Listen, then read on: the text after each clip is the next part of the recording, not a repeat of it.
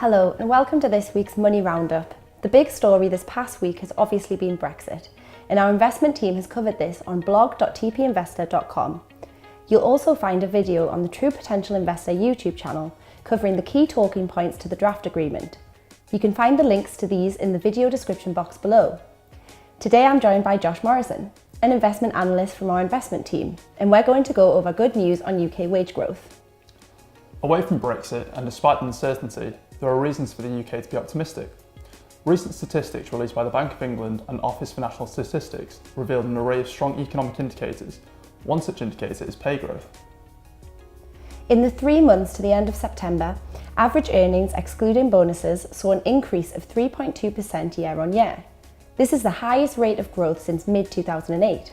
Therefore, the household sector of the UK economy is getting a boost to spending power in real terms after taking account of inflation.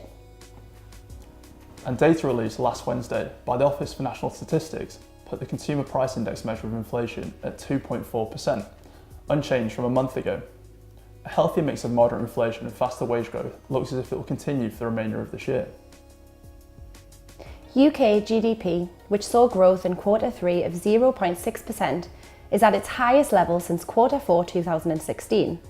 An increase in real wages feeds directly into goods and services.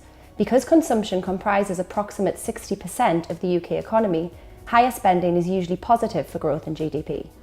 In other words, there's a contingent relationship between wages and economic growth, with increasing wages driving consumption and feeding growth throughout many channels across the economy.